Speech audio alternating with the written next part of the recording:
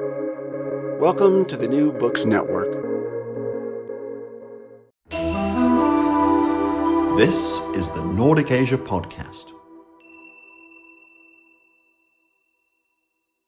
Welcome to the Nordic Asia Podcast, a collaboration sharing expertise on Asia across the Nordic region.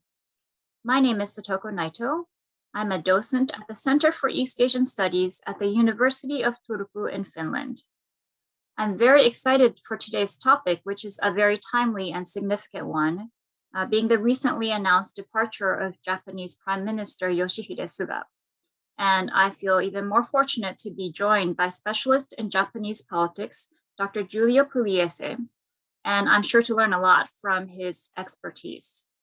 Dr. Pugliese is a lecturer in Japanese politics and international relations at the Oxford School of Global and Area Studies, and a part-time professor of EU-Asia Studies at the Robert Schuman Center, EUI. So thank you so much for making time for us today, Giulio. Thank you so much, Satoko, for having me. It's a pleasure.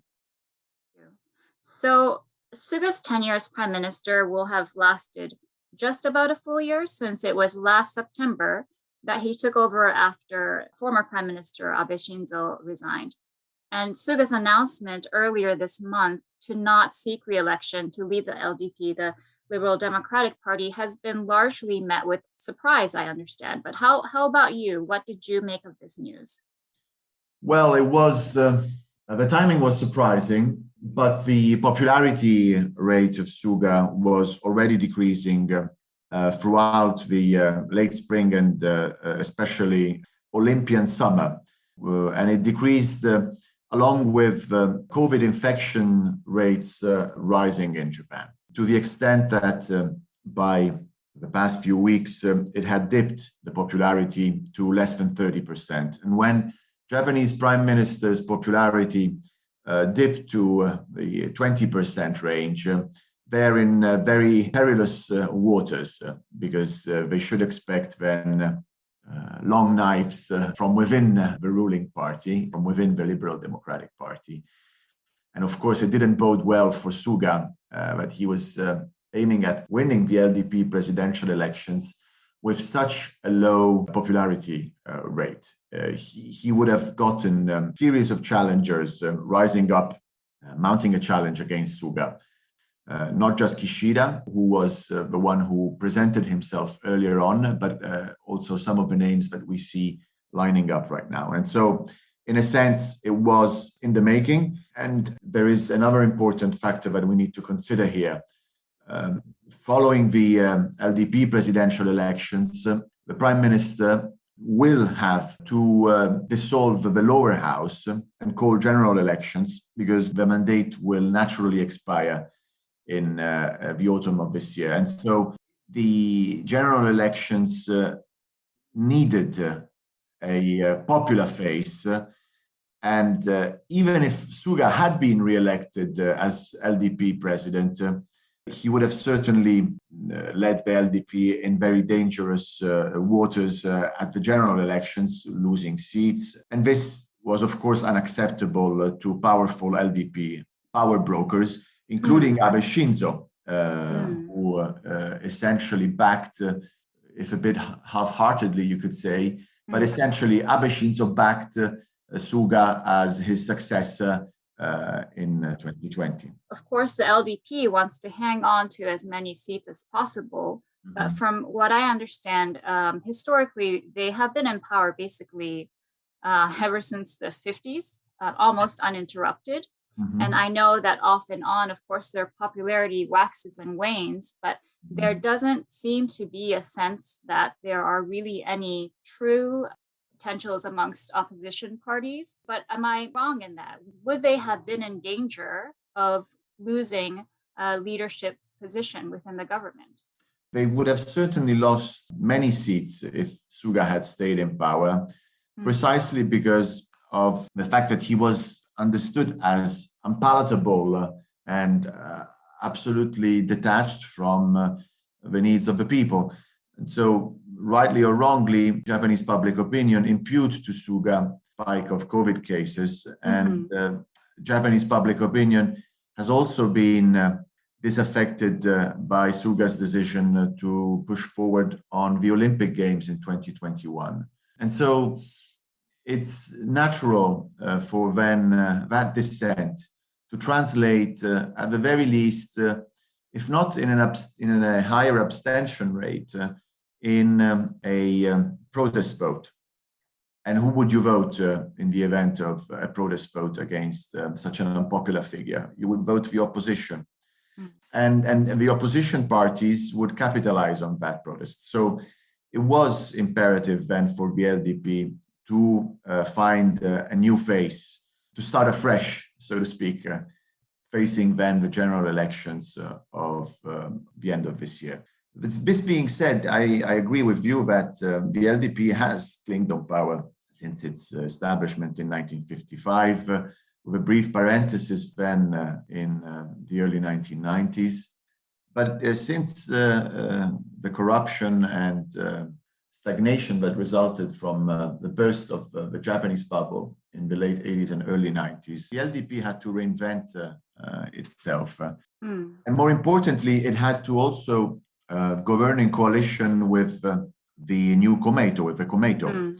And we tend to forget that, the Komeito has been essentially since the mid-1990s a strong basin. It has been a government, a ruling party along with the LDP, even if in a junior position. But it has also brings along you could say, a relatively constant basin of votes, because as we know, Komeito voters often hail from Soka Gakkai, this Buddhist religious organization.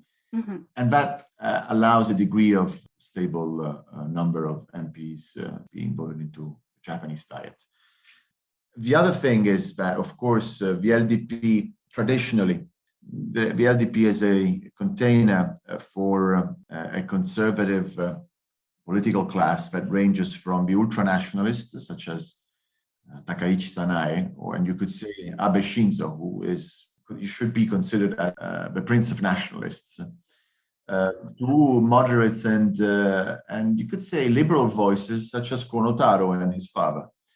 And so it is a party that contains a wide degree of factions that can then refurbish and rebrand the party when certain factions are more powerful than ours, to then appeal to the general public and to co-opt at the same time some of the propositions and policies proposed by the opposition. That's how the LDP-dominated political scene has been made possible, because it is a party that has been able to transform itself, as we can see possibly also from what is happening at the moment.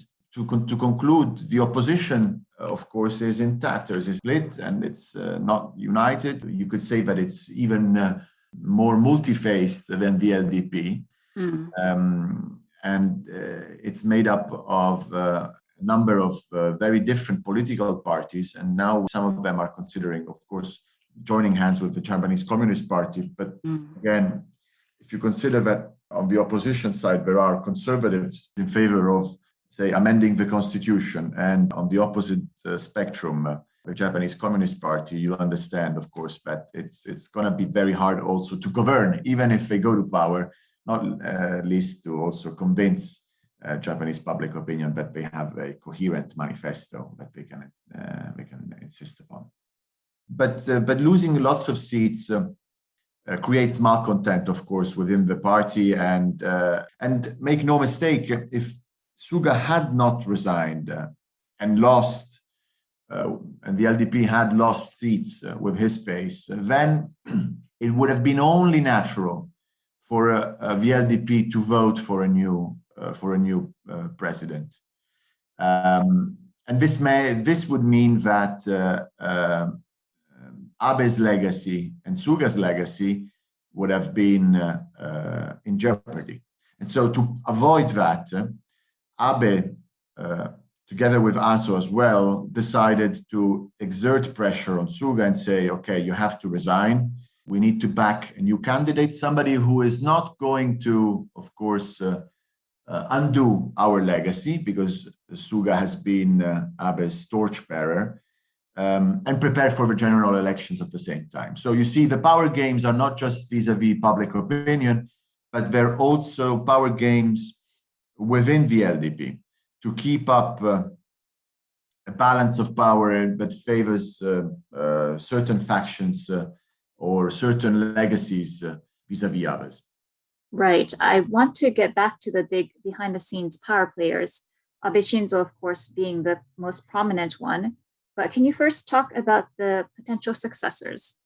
So to add something to something I had forgotten, it should be stressed and mentioned the fact that Suga is, of course, a technocrat, meaning that he was the to-go guy handling bureaucratic appointments and handling the bureaucratic machine under the Abe government. He was Abe's chief cabinet secretary throughout Abe's long tenure. And Suga, of course, is a very, from my understanding at least, and this is my opinion, is a very poor communicator and very uncharismatic. And this also certainly further informed the decision to do without him, and also the fact that he was very unpopular.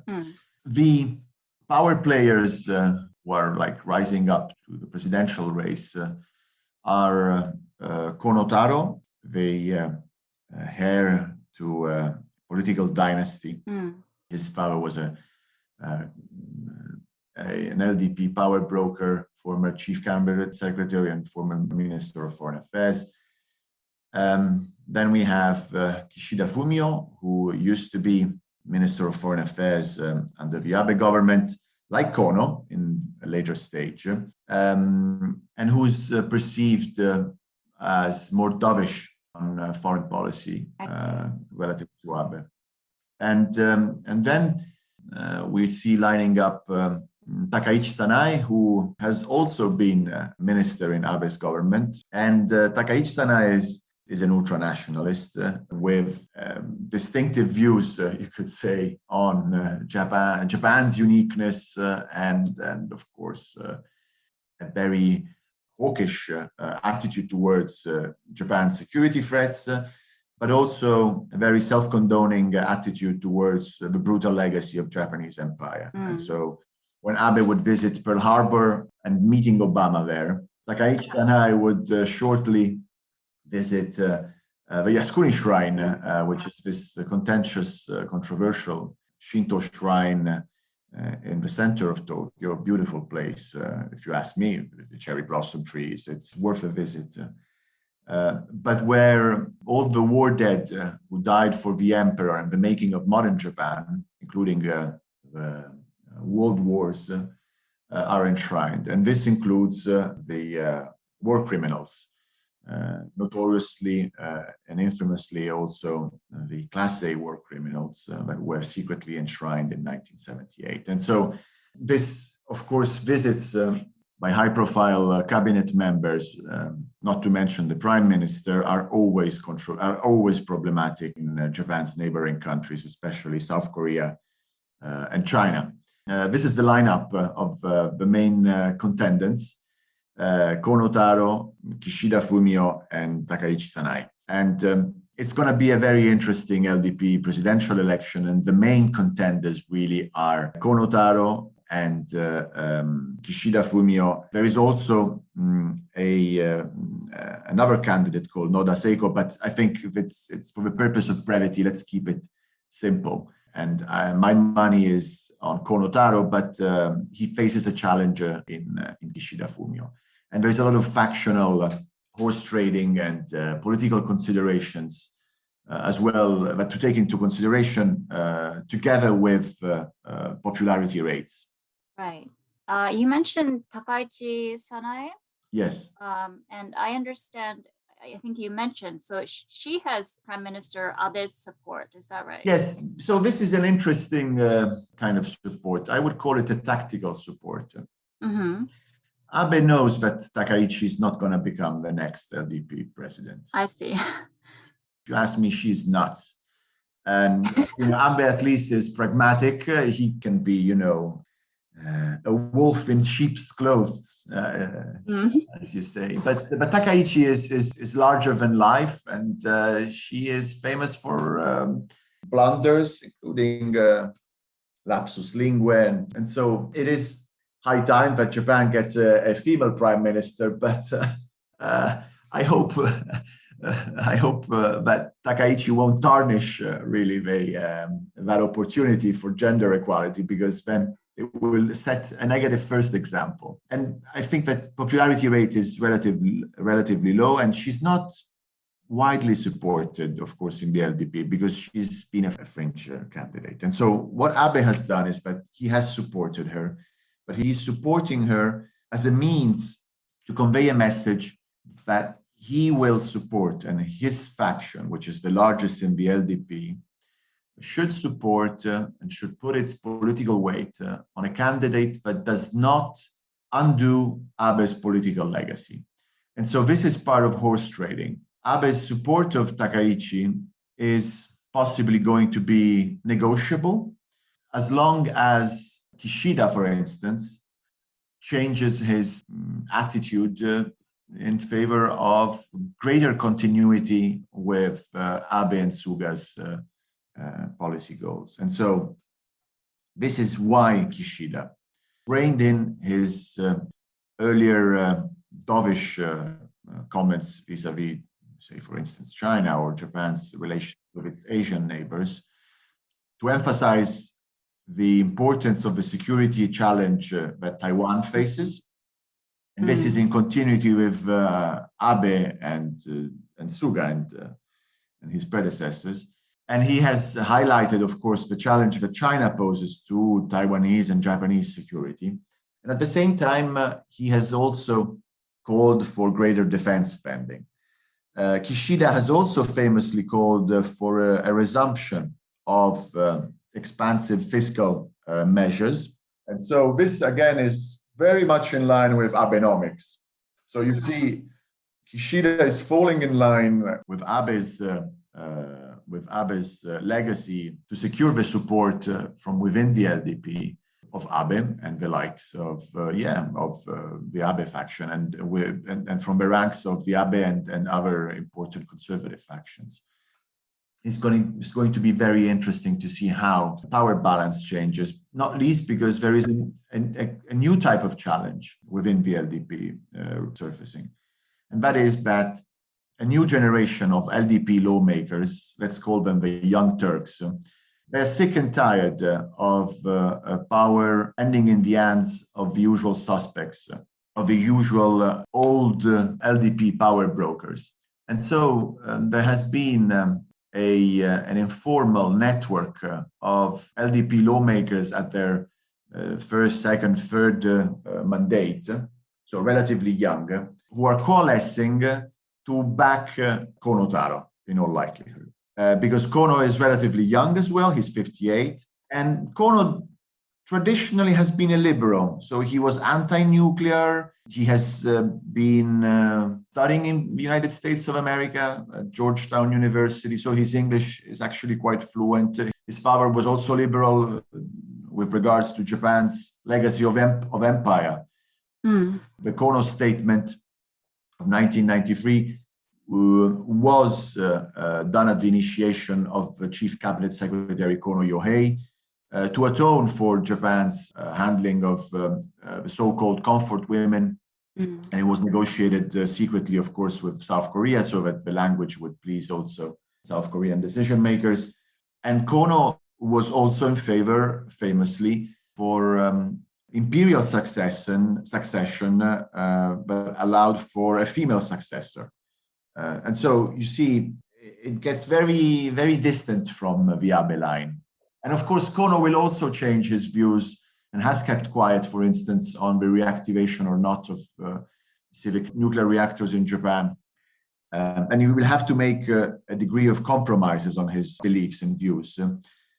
But Abe and the conservative camp views him with suspect. Because he might undo some of the legacies of the Abe era. but Kono may benefit the LDP in the near future during the general election. Yes, because he's also the most popular of all the faces. He's a savvy social media user. Well, him and of course, his spin doctors. Yeah. And yeah, I would say that he is the most charismatic of all the candidates lining up. And I had the good fortune of hearing him giving a presentation when I was a PhD student in Cambridge. It was actually only four of us because he was an MP back then. It was about 10 years ago. And his English is really fluent. And he's very smart and very, very driven. You could feel the charisma firsthand. I see. The key characteristic that Suga lacked. Absolutely. And the same applies in a sense also to Kishida. He's not very charismatic. I see. So charisma and good communication skills, these are things that will be important going forward, maybe precisely because of what happened in the last couple of years with the COVID pandemic. Absolutely. And handling Japan's international agenda will also be high on the Prime Minister's duties. The economic fallout from the pandemic is certainly something to keep an eye on. And that's why we hear Kishida pushing for expansionary fiscal measures. But yeah, it remains to be seen whether Suga's successor will be equally passionate about digitalization and green technology and fighting climate change. I am of the opinion that these are international trends, really. Twin agenda of new green economy and the digitalization. These go actually hand in hand.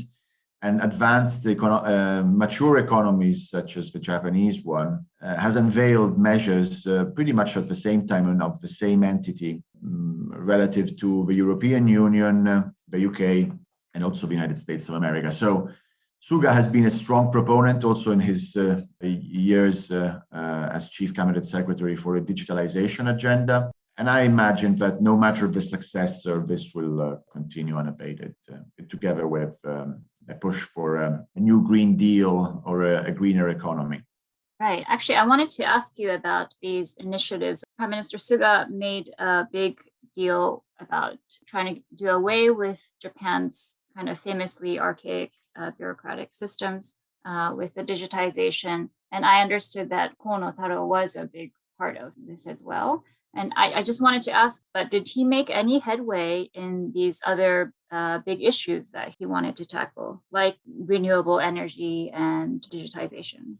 Well, the Prime Minister has been very ambitious to the extent that the initial goals that he had set in terms of green transformation of the Japanese economy were actually further deepened during the summit that Biden had launched at the beginning of his presidency. The problem will be for Japan, of course, squaring the circle between a greener transition that necessarily needs to take place along with, for instance, the reactivation of its nuclear reactors. And, you know, this is important to remember because it's only a handful, I think still 9 or 10 nuclear reactors out of 60 that are in operation in Japan. And Japan's reliance on fossil fuels accounts for roughly 87% of energy consumption, including coal. You know, we might call it clean coal. It's not clean. And interestingly enough, Japan has also exported quote unquote clean coal capabilities as part of its official development assistance to emerging and developing economies. China much more, but you see, it's the proof will be in the pudding. How much of this transformation will allow for a lighter footprint of fossil fuels in the Japanese economy? It remains to be seen because anti-nuclear sentiment is still very strong in Japan. And to have a greener economy in the short run, of course, the reactivation of nuclear reactors seems like the best option. This is my opinion, and I should warn your listeners that I'm not an expert really on this matter. So take it with a grain of salt. I think that the transition, Japan's transition to a fourth industrial revolution, to higher end technology is continuing.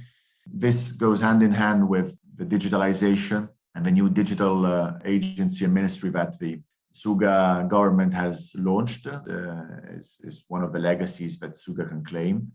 Kono has pushed for debureaucratizing and digitalizing the administrative sector, which is something that Japan needed badly. If you follow Japan a bit, you know that faxes were still accepted. You know that you could still contact offices by fax. Sometimes it was actually asked of you to contact them by fax, and this is clearly problematic.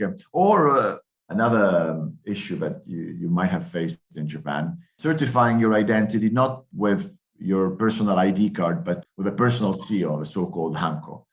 And so the Suga government and Kono Taro have tried to do without this menial paperwork, with as many as 15,000 types of administrative procedures going through hanko, personal seals. And I think that this is something that this government is pushing on to reduce them to less than 100 administrative procedures requiring a hanko. And this is my 2 cents on your question. Well, getting rid of all those, all that paperwork would be a welcome change for so many, I'm sure. I know we're pushing the time limit, but I wanted to ask you, because you may not be an expert on nuclear energy, but you are on not just Japanese domestic policies, but international relations. And I wanted to ask you a couple of questions about, what you think going forward. So whether it's a very hawkish Takaichi Sanae or a less so Kono Taro, do you think that, or what do you think? Will there be any significant changes in the kind of foreign policy that Suga and before him Abe had established? And I'm thinking specifically towards, reaffirming alliance with the US, of course, and then the free and open Indo-Pacific. Can you foresee any changes whether Kono Taro, or Takaichi takes over? Or will this continue, do you think? And I suppose I shouldn't keep mentioning Takaichi Sanae because, as you said, the chances of her actually becoming prime minister are rather slim. Right. So these are excellent questions because they are part and parcel of Abe's legacy. The free and open Indo-Pacific, for instance, is really a byproduct of Prime Minister Abe Shinzo's time in government. And he was particularly keen on diplomacy and security. And so the very same diplomats and foreign policy making executive that churned out the free and open Indo-Pacific, which comes from Japan. It doesn't come from the US. This should be emphasized. And it was Japan that endowed that concept and gifted the US with that concept. And then eventually that concept was shared by others. The foreign policy team responsible for crafting this concept was the very same team that had crafted the so-called Arc of Freedom and Prosperity, the first Abe government, and Asia-Pacific Democratic Security Diamond, and the Quad. So these are exactly the same people behind Abe, responsible for these initiatives. And so they are really part of Abe's legacy. It would be natural for a new prime minister to find a set of defining policy hallmarks that would allow for his name to be registered in the annals of Japanese political history, both on the domestic front and on the international front. Every prime minister wants to leave the mark. And so it would be, you would expect that the free and open Indo-Pacific would deserve then less attention, or the Quad, which is this security dialogue now also at the summit level between Australia, Japan, India, and the United States of America. But what is interesting is that the sheer fact that the free and open Indo-Pacific and the Quad are essentially multinational gatherings and essentially shared by these nations and more. So the Indo-Pacific concept has traveled as far as Southeast Asia, where ASEAN countries have their own outlook on the Indo-Pacific, all the way to Europe, where the European Union has its own strategy of cooperation for the Indo-Pacific. And we are going to get today, well, we're going to get in with, I don't know if this podcast will be published at a later stage, but by the time it's published, in all likelihood, the Commission and the High Representative will have announced a joint communication on an EU strategy for the Indo-Pacific. I see. And so by virtue of having this concept shared with so many other countries, of course, every country has its own definition. It's a bit like Hapo Bijin. You see it from whatever, it's beautiful from whatever angle. A bit of a Rorschach test as well. So what will happen is that the policy legacy, foreign policy legacy in terms of a free and open Indo-Pacific will stay. It will be declined differently depending on the prime minister. And so Takaichi, if you think of her name as well, Taka could read as Hawk, Hawk number one. I mean, they're different characters, but Takaichi could actually read it, the free and open Indo-Pacific, in a more American view of like containing China much more markedly.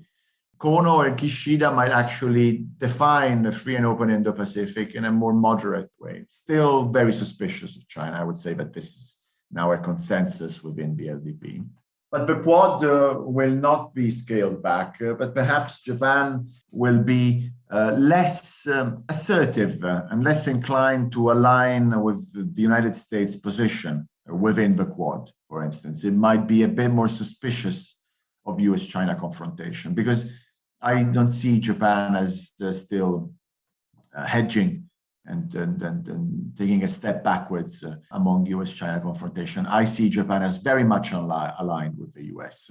But a new prime minister might actually scale back that a bit for fear of being of entrapment and taking too much for granted the US support as well. But you might see then overtures elsewhere. You might see overtures to South Korea. I would imagine Kono making overtures to South Korea and try to amend a relationship that badly needs healing.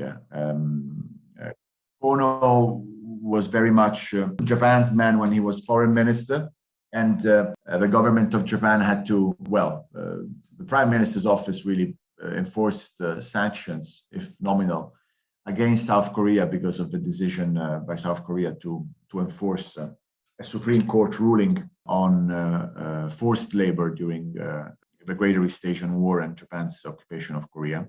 Kono was very much in line, of course, with the government of Japan, but deep inside, Kono is a liberal, and he's much more sellable to Korean public opinion because he acknowledges the brutal legacy of the Japanese empire, something that was less straightforward, let's put it that way, with Abe, and took some convincing. And so I can see, for instance, some legacy foreign policy initiatives between Kono and, in all likelihood, a new South Korean president, because South Korea will also have presidential elections. Right. So this is just an example of what could happen.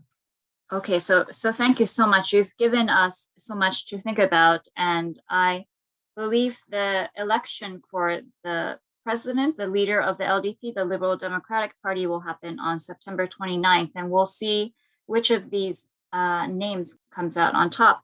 Because of the parliamentary system, whoever wins the LDP leadership will very most likely become the next prime minister. Thank you so much, Giulio, for your time today and your expertise, and for sharing all of these insights on the current situation in Japanese parliamentary and international politics. My pleasure, Satoko. It's been a delight to be here. Thank you so much. Again, that was Dr. Giulio Pugliese, lecturer in Japanese politics and international relations at Oxford School of Global and Area Studies, and a part-time professor of EU-Asia Studies at the Robert Schuman Center, European University Institute. And to our listeners, thank you for joining the Nordic Asia podcast, showcasing Nordic collaboration in studying Asia. Thanks again. You have been listening to the Nordic Asia podcast.